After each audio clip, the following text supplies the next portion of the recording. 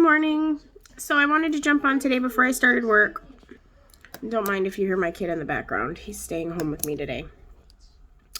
And talk about the process of getting into the program, moving through the program, and what that looks like, what some of the challenges are, and what some of the requirements are, because the whole point of this is to help anybody else. Ooh, excuse me, a little burpy. Not unusual after surgery, but we'll talk about that later. So anybody who's watching this for more information or who's interested in pursuing this journey themselves has as much information as possible so they can make the best choice for themselves. So today we'll focus mostly on just what the process is like and, my personal experience with moving through the process and the program requirements and leading up to surgery. And then tomorrow's segment, we'll talk about the actual surgery. We'll talk about what it was like in the hospital and all of that. So the first step is always a seminar. So my first step was research. I did the research first on my own and then went to a seminar, because prior to attending a seminar, one of the seminars and doing the research, I was actually pretty opposed to the surgery. I was one of those individuals who thought that the surgery was an easy way out. And I remember when my cousin got it, I had recently lost about 100 pounds using like Beachbody and starving myself. And so I was in that camp of people who were like, that's just the cheater's way out. You're just, you just want an easy fix. I can't stress enough, it's not an easy fix. It's not. It's much harder than working out obsessively and starving yourself and dieting and all of that garbage that doesn't work and isn't sustainable. Honestly, it just isn't. But that's neither here nor there. Changing your eating habits and being healthier is definitely sustainable. I'm not saying that if you decide to use, a weight management program or meet with a nutritionist or a dietitian and work, and do different workouts and things like that, that you won't be successful. I'm not saying that. But what I am saying is that most of us who have lived our lives in the fat or obese category have not had success with that because we don't know how to eat. We don't know how to eat to fuel our body. Sorry, I got a tickle. We don't know how to eat to fuel our bodies. We know how to eat to soothe our emotions or handle boredom or... we know how to eat the way we were taught, essentially. We don't know how to eat just to fuel our system and live our lives. So the first step is either researching and or attending a seminar. So like I said, for me, it was researching first and then attending a seminar second. And then once I did both of those things, I knew at that point that it was for me. And what really for me settled with me was the fact that the surgeon who gave the presentation, who also happened to be the surgeon that I went with, Dr. Chingalis, explained the science behind the surgery and what it does. So he also talked about, sorry, all my allergies are a fucking mess today. I have year-round allergies, so don't come at me, bro. It's not the Rona. Anyway, so the surgeon talked about how many people who have, we'll call it genetic predisposition. Nobody's saying that genes make you fat, because some people, have fat family members. They have the genes for it, but they don't get fat, right? Because they learn to live a different lifestyle than those of us who have the gene and don't have, right? So he talked about how if you have that genetic predisposition, much like cancer, right? Cancer is not necessarily passed down, but there's a genetic component to it. It's a mutation of a gene, right? And if you have the potential for that mutation and something triggers it in your environment, be it an unhealthy lifestyle or habit or just toxins from outside of you, you're going to end up having that mutation. So similarly, this genetic predisposition that he described, and granted, I'm not doing a super scientific recap of this because I'm not a surgeon.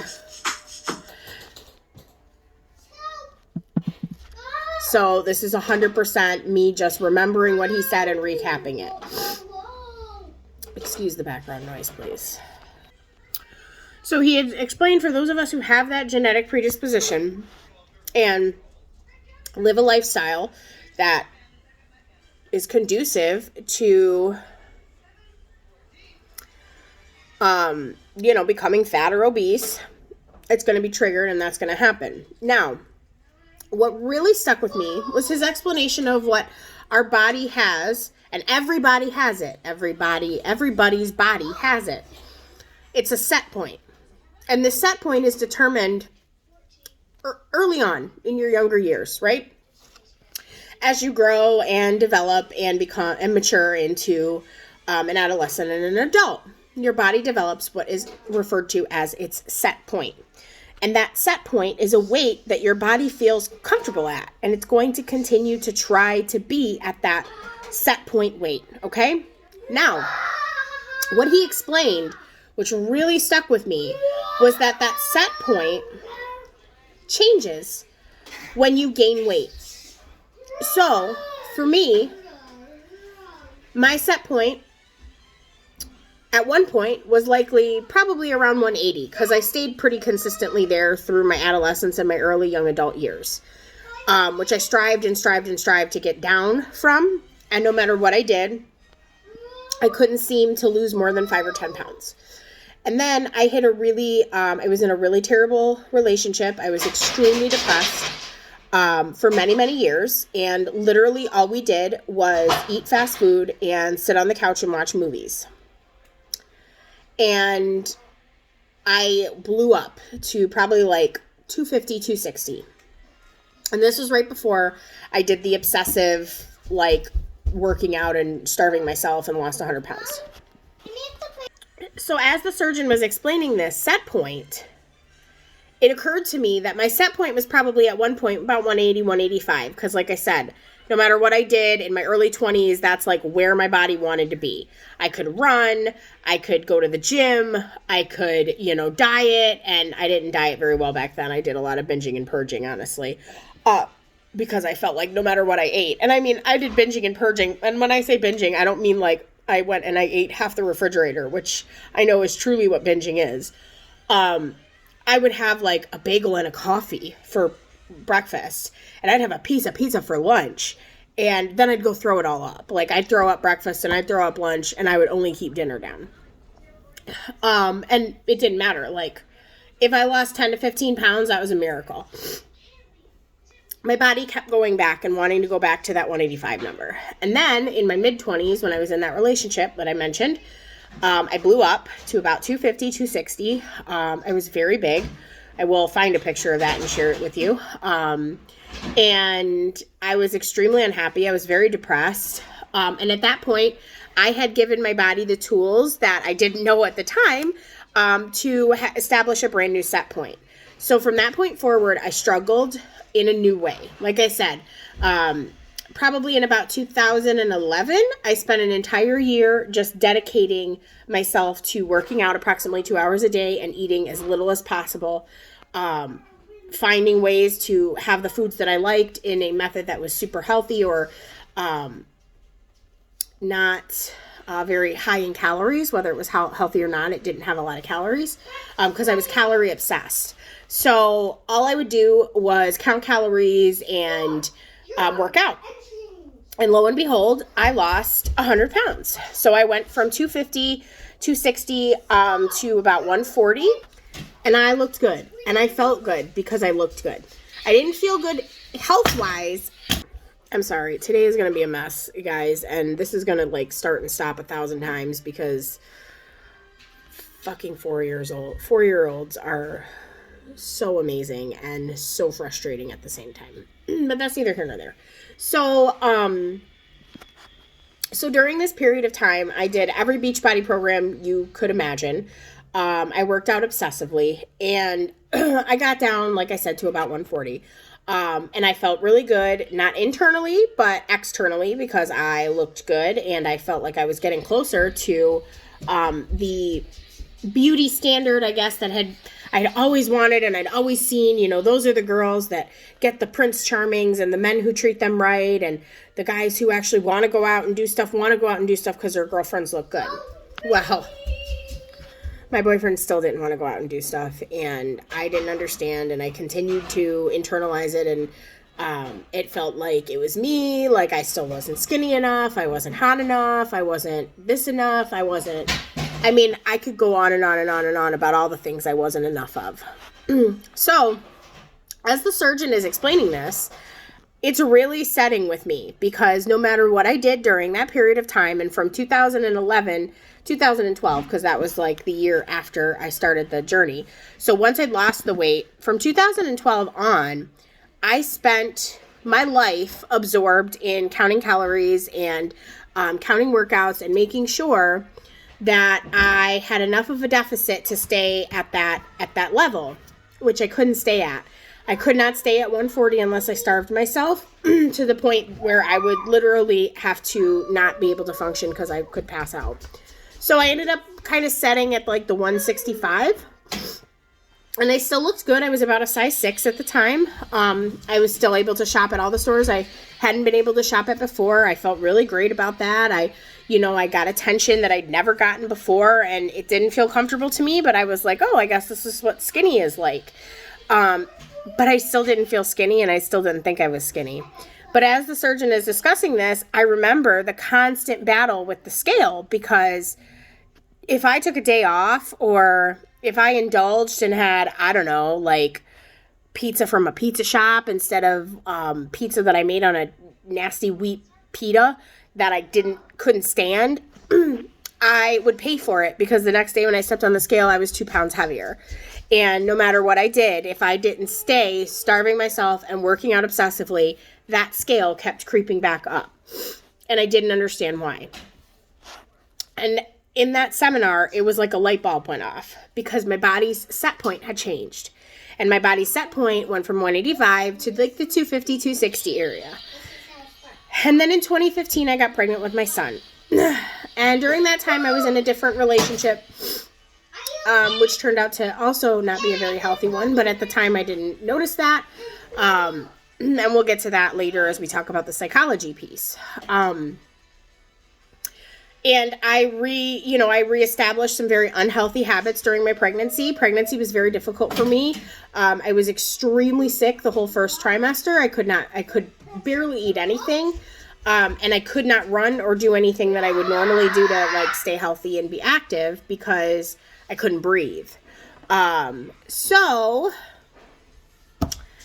sedentary lifestyle sort of set in, and mostly healthy, but some not so healthy choices also set in. And after baby, I weighed approximately 210 pounds. And I was so eager to get that weight off. But again, I had a C-section, so I had about an 8-week recovery. And we're not going to talk about the recovery and what that was like, because that was very difficult for other reasons. Not related to the baby, but related to my partner at the time. So after that, I went into another bout of depression. Now, this bout of depression was, I think, a mixture of postpartum and hormonal. I had a really tough time adjusting to being a new mom. I didn't have a lot of family support for reasons we're not going to get into right now, because it's irrelevant to this piece. And I was on birth control to prevent, obviously, getting pregnant again. And I'd been on that birth control for a really long time, because I have some issues with, I had a clot in the past due to an accident, and it was related to the estrogen forms of birth control. So I'd been on the progesterone only for a really long time. And I didn't know this at the time, and I wouldn't find out for at least another year and a half. But it can really screw up your hormones when you've been on it for that long. And the hormone changes can create some depressive symptoms and depressive issues. Well, me being who I am, I just thought I wasn't doing something enough, or I needed to work out, or I needed to do this, or me not being enough, right? So I'm not enough, I'm not doing enough, I gotta fix it. And so I spent a year and a half being depressed, and I was with another partner who had an affinity for fast food, especially Taco Bell, and we ate a lot of fast food. And part of this too was because I worked full time. I only spent 5 weeks of, I only had 5 weeks of maternity leave, even though I should have had 8. I mean, from a medical standpoint, from a C-section, you're not supposed to go back to work until after 8 weeks. I went back after 5 because I was the sole financial provider. And so that was very difficult and emotional struggle. And I worked far away from our home. So getting back at 7 o'clock at night and not wanting to cook, and my partner being like, well, let's just go get fast food. I was not fighting that because I was exhausted. I still had a baby to take care of and a house to take care of, and I didn't have it in me. So, okay, yeah, let's get fast food. Well, then I went right back up to where my body was comfortable at again, that set point, 250, 260, and that's where I stayed. I kind of fluctuated, 260, 265. I'd go down, 255, but I stayed right in that range. Then, fast forward, I got off of the birth control. I became myself again. I felt great. I was able to do more. I wanted to do more. And by then, the damage was done. My body did not want to acknowledge anything other than where it was at, which was that set point, 260. Now, the surgeon's explaining all this in the seminar and talking about how our bodies will work against us to go back to that set point because that's where it's comfortable. And once that set point is set, it's a done deal. Like, you're not. So the surgeon is explaining how this set point is where your body is comfortable now because that's where it's established its base, if you will. And so, yeah, you're going to work out, and yeah, you might lose weight, and the moment you stop doing or alter what you're doing, your body's going to go right back to trying to keep you on track to be at your set point. So then he started talking about the physiological changes that occur specifically with the gastric bypass. Now, according to the surgeon, it's specific to gastric bypass, and they're not really sure why. They're still doing studies on this. And not that the sleeve doesn't, give people a different, an opportunity to lose weight and keep it off. I'm not saying that. But there's a different physiological change in the body when they do the gastric bypass. It has something to do with the rerouting of the intestinal system because they take your stomach and they cut it and they make it into a super small pouch. And then the rest of the stomach, where like the bile and all of the digestive juices are made, stays. They don't take it out. It stays, and then they reroute your small intestines from there where the juices are made back up to your tiny pouch. And this helps with like stopping some absorption, so you don't absorb as much from the food as you would, including calories, but also including nutrients. So I have to take a lot of supplements and vitamins and things like that, and I always will, in order to supplement some of the nutrients and things that my body's not going to absorb naturally because of the way it was rerouted. But something to do with that rerouting changes your chemistry in your body, and they don't quite understand it, at least as my surgeon was explaining it to us in the seminar. They're studying it and they're trying to figure out exactly what happens, but the body like readjusts itself, and as part of that readjustment, that set point goes bye-bye. It's like a reset. And so through the program and then post-surgery, when you're learning how to eat again, because essentially when you come out of surgery, you're a baby.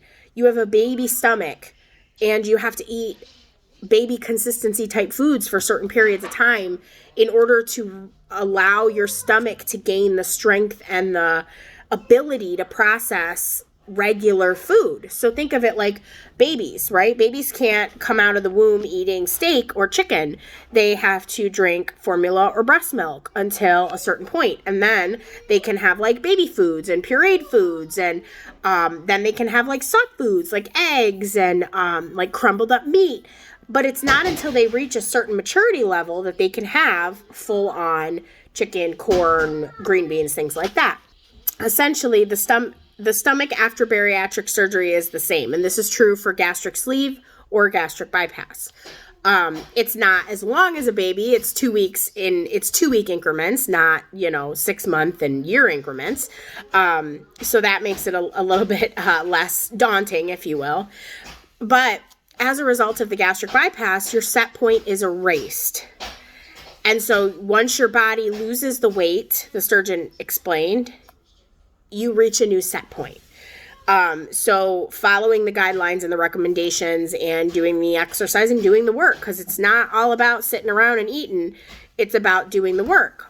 And doing the work and putting in the effort and following the recommendations will bring you to the point where you will have given your body a new set point where it will be comfortable. And that new set point is going to be at a healthy weight that's easier to maintain because your body is working with you instead of against you.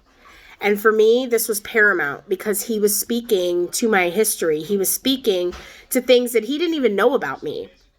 And he was talking about how he's worked with, hundreds of patients who have explained how, they were thin at one point and they did this and they did that and they lost a bunch of weight. But then for some reason, they couldn't understand why, they couldn't maintain it. Even with a healthy lifestyle, they couldn't maintain it because if they weren't doing something drastic or constantly in diet or constantly in hyper workout mode, they weren't successful. Well, he explained it is because of this set point. And once you are grown, your set point is established. And that's where your body wants to be. So, and if you gain weight, you reset the set point and you add to it. But it's impossible, damn near impossible, to reset it to get it to go lower. But the surgery does exactly that. And they don't understand why. It just does it. So, and, there are risks, there are complications that can arise. It's not, it's not for everybody. And it's not something to take lightly. It's not something to jump right into without doing your research and attending your seminar and asking questions and talking to your doctor about, because I talked to my primary care doctor about it too. I didn't just rely on the surgery team. I didn't just go with the affiliated doctors at Beaumont. I talked to my primary care doctor, who's not affiliated with Beaumont, who had suggested I try medications in the past. Now, granted, my primary care doctor had also been with me through the past couple of years when I had been following her recommendations on how to eat healthier and become healthier in general and lose weight. And she watched me go through all of that and make those changes and still not lose weight. And so she did suggest a medication, but again, I went back to, I don't want to keep playing this game.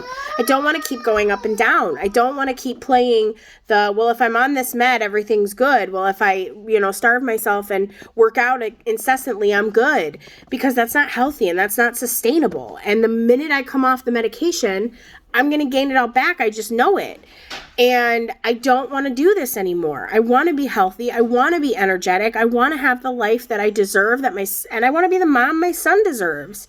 I want to run. I want to be in 5Ks and run a half marathon and ride my bike until my legs fall off. I want to have the stamina and the energy and the health to do those things now and for years to come, and to teach my son to do it. So I knew in my heart this was the right choice for me, because of all of the things that I've already talked about. So I went ahead and I asked my primary care physician. Now, for me, this is required for my insurance, and for you, it may not be the same. So every insurance is different, and you need to figure out what your insurance will cover and how it will cover. Like I said, I was very lucky. I have Blue Care Network. Blue Care Network covered the surgery. There was just certain procedures I had to follow in order to have it covered. So I had to get a referral from my primary care doctor for the surgery, for the program. Now, this didn't clear me for the surgery. It just cleared me to go through the program and start the process. So my first visit was with the medical team attached to my surgeon, in which I went through my weight, my health history, everything like that. They talked to me about what the process looked like and explained to me that I would have 6 months of a minimum of 6 months of medically monitored weight loss. So that was essentially going through the weight management program and learning how to eat healthy and live a healthier lifestyle and see how well I could lose weight doing it that way. Because, and this is just my assumption, nobody said this outright to me, but if you are able to be successful without the surgery, they obviously want to do the least invasive. So if I would have been, excuse me, I have to eat some breakfast. So if I would have been successful in dropping weight and sustaining that weight loss through the medical monitored weight loss program, then I may not have been a candidate for the surgery.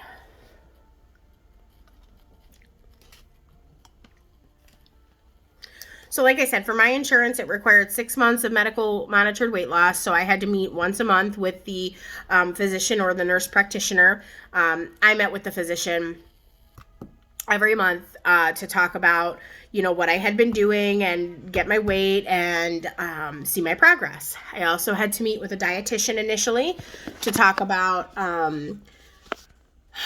what I eat, how I eat, what I like to eat, and talk about some of the things that, I was eating that were not healthy choices and ways I could make them healthier choices. And then I also met with an exercise physiologist, and this was included. So, Beaumont, the program that I went through, my insurance covered everything, but I did have to pay a $200 fee for all of the additional support. So that $200 fee included the exercise physiologist, the nutritionist, dietitian, and the support that followed. So it was very well worth it, because exercise physiologist and nutrition dietitian visits are quite expensive in and of themselves. So that was all covered by that. So then I had to schedule my psychological evaluation to determine if I was a good candidate mentally for the surgery. Now, what they look for in that is to determine whether or not you're able to sustain the lifestyle changes that will be required having post-surgery, because life is not the same after surgery. And we'll talk about that down the road as well. The psychologist is tasked with determining if the individual who is seeking the surgery is going to be successful in implementing the lifestyle changes long-term. Because if they're not, then obviously that's problematic, because while you can restretch the stomach pouch and you can gain the weight back, you're looking at a different system and different complications as a result of that. So they want you to be successful. They're not just coming in here hard and fast, like, okay, we're going to cut your stomach up and send you on your way. I still am with the Beaumont program, and I will be for the next year, following through with not only the psychologist, but also the dietitian and the nurses and the doctors and the exercise physiologist. So the support is paramount, and it's wonderful. It's a wonderful piece of this procedure. But it's also part of the requirements that you have to go through to make sure that you are a good candidate for the surgery. Most people are, and if the psychological piece comes out to be that perhaps maybe you're not ready, then they work through that with you to get you to a point where hopefully you could be ready. And I was one of those people. So two of my friends were going through this at the same time. They only had to do one session. They did the psych assessment, and that was it. And that was them. For me, it was different. And I'm glad it was different for me, because I know deep down that I needed it to be different for me. So I was 100% honest in that psych assessment, 100% honest, more so than I've ever been with any other therapist in my life. We finally, and the reason I say that is because I've seen many therapists in my life, most of them to deal with my childhood trauma and things that I've experienced in some of my relationships, but I never was willing to focus on my lack of love for myself, my lack of self-esteem, and my lack of self-worth, and that constant I'm not enough. Yeah, that you've already seen in just two of these videos, and when I was telling you exactly what my process was like, right? So in this psychological assessment, I was 100% honest with that piece, and I made her very aware of what my life has been like, and this cycle of it's me, I'm not good enough, I have to do this, I have to do that, and how that, and she's helped me see so much of how much that played into not only, informing my relationship choices and some of the poor outcomes that I've had as a result of that, but also how that has informed my eating, and how we're going to change that for me to not feel that way long term, because I wouldn't be successful if I didn't work through it and work on it. So I did eventually get cleared, obviously. And it didn't take longer than the 6-month period that it was. So COVID even happened during this, and things got put on hold for a little while. But thankfully, because insurance companies let virtual visits occur and count as face-to-face visits, I was able to continue to see the doctors monthly to do the medically monitored weight loss pieces. I was able to attend the nutritional classes that are required. So there's 3 nutritional classes that you have to take in conjunction with your monthly meetings with your doctor or nurse practitioner. And then there is also the exercise physiologist whom you meet with, I want to say once or twice in the beginning, to talk about like what kinds of things you like to do.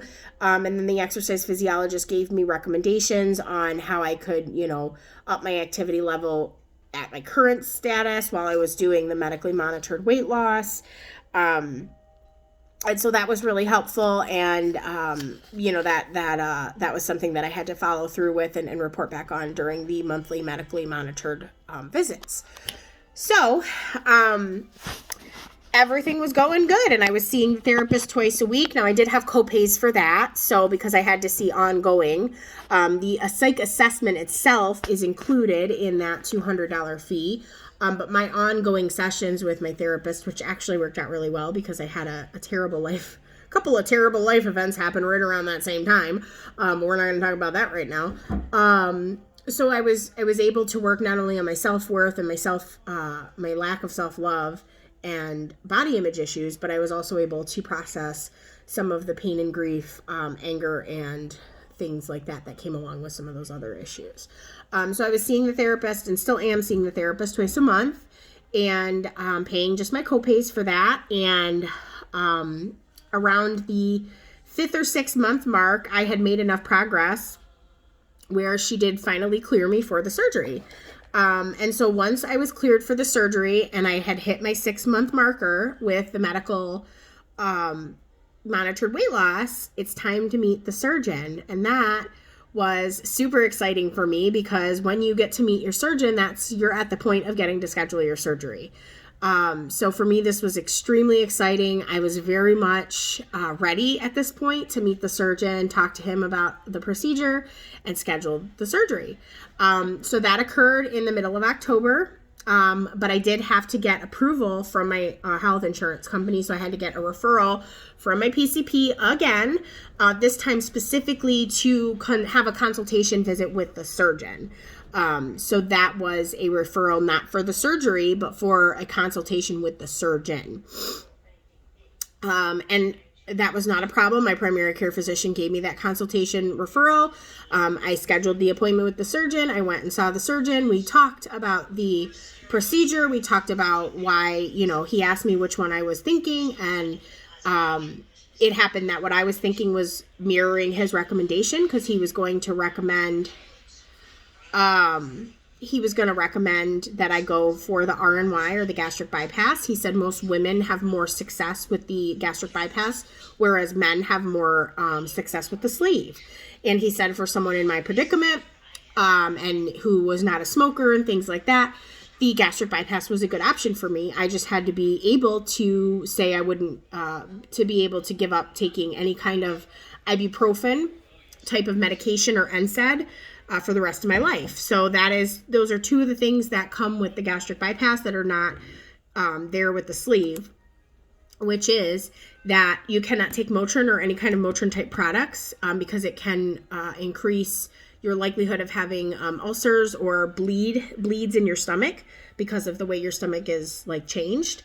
And you are not able to smoke because, again, you can it can degrade the lining. I mean, it does that kind of stuff anyway, but when you have a much smaller stomach and your system is rerouted, it very much increases your chances of having, stomach bleeds, ulcers, things like that, and can actually be deadly. So they will not do gastric bypass on anybody who is a smoker, or who needs to be on ibuprofen type medications. They will do the sleeve for those individuals.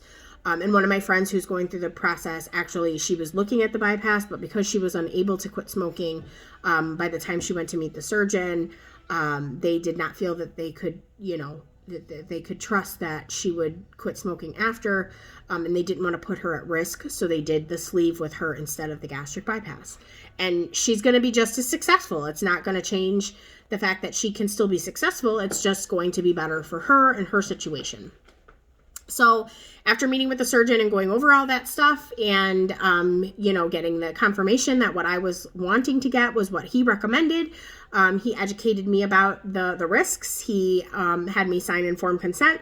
He answered any and all of my questions. He told me I had the option to see his record, and if I wanted to, he would produce that for me at that moment, including any and every surgery that he's ever, performed and what the outcomes were, if there were any complications, things like that.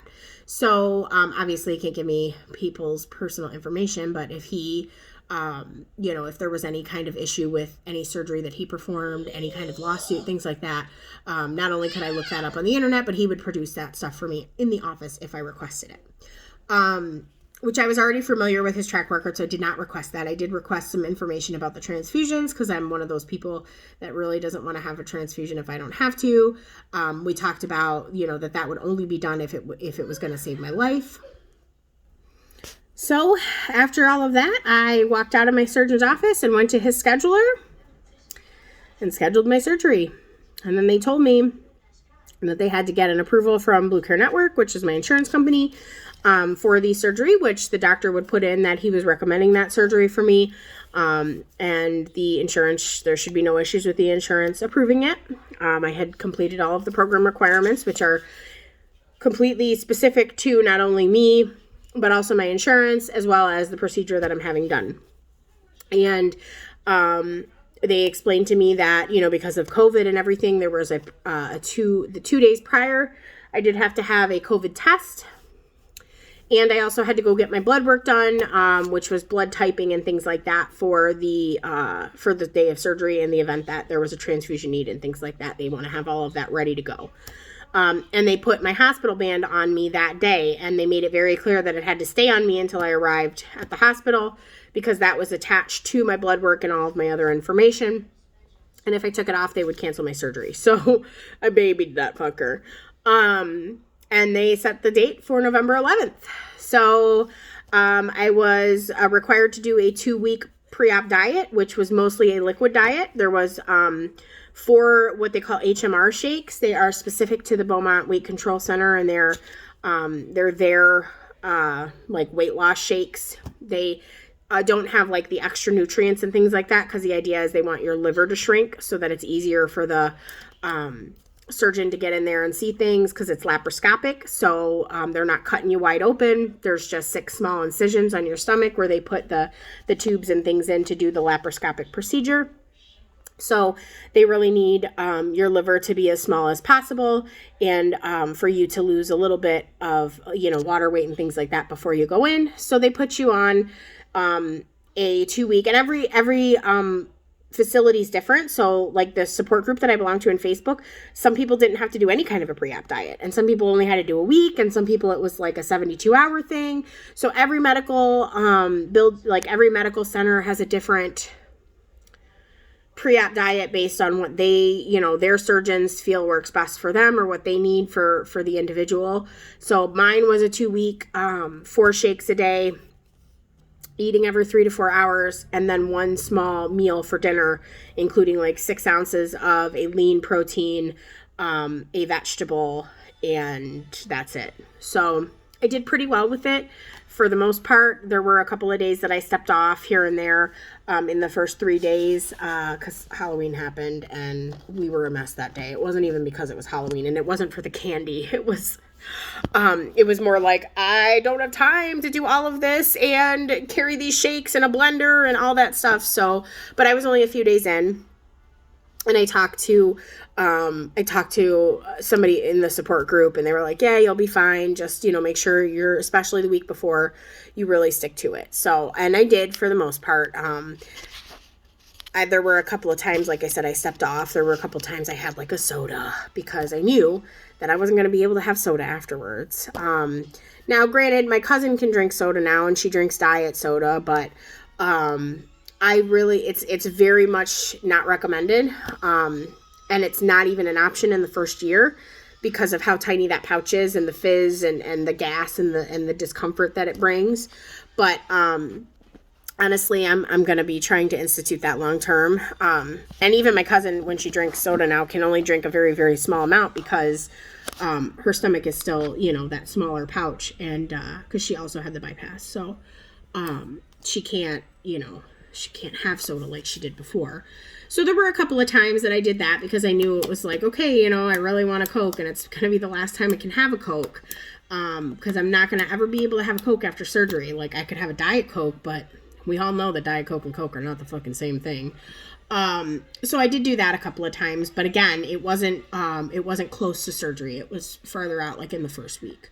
And then as I got closer to my surgery day, I got stricter and stricter about the pre-op diet because I really wanted to be successful. And I knew that if I couldn't handle the 2 weeks of, liquid diet, that I was going to be in trouble after the surgery. So I did follow it, like I said, pretty closely. There was only a couple of instances in which I stepped off.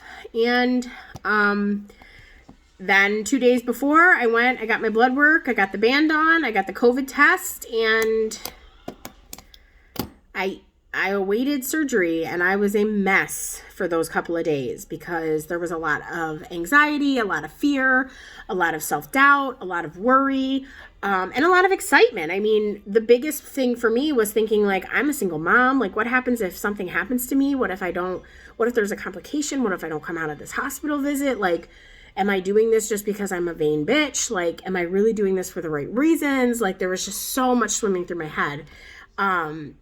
And when I was able to really sit with myself and sit with my feelings, I knew that I was doing it for the right reasons. And I knew that I was doing it because I wanted to be a healthier person, a healthier mom, and I wanted to live a longer life for my son. And I knew that I was going to be okay. And so surgery day is next. And we'll talk about that more probably tomorrow, maybe later. I don't know. We'll see where the day goes. But for anybody out there who's considering this surgery, that's kind of the process. And that's what it was like for me. It honestly, that time goes by anyway. It's really not a big deal. I will say this, that some insurance companies, and mine was one of them, if your BMI is a certain level, you don't have to wait 6 months. So if your BMI is like, I want to say over 45, you don't have to wait the 6 months. You can get it faster because that's a dangerously high BMI. Now, I don't know if I would call it luck, but my BMI was not high enough, so I was still in the six month. And on the day of surgery, I was 260 pounds. Granted, I had done all of the changes that they had recommended. I was being active. I was eating healthy. I was eating my protein and a vegetable. I was focusing on water, tea, reducing my sugar intake, all that stuff. I lost maybe 5 or 6 pounds in the process of the 6-month weight loss. And I'd go back up and then I'd go down, and then I'd go back up and then I'd go down. So the doctors even got to see what I had been experiencing. And I told them, I'm like, this is what happens. And unless I starve myself, this is what I'll do. I'll just lose 5 pounds and gain it back. I'll lose 10 pounds. I'll gain it back. And I just sat right there, right at that 260. I didn't really go up above that, and I didn't go down much from it. And I was 260 the day of surgery. And today I'm 237. So, and I'm not starving myself. I'm eating the way I'm supposed to eat. I'm being active, and I'm living a healthy lifestyle. And that is a beautiful thing. See you guys later.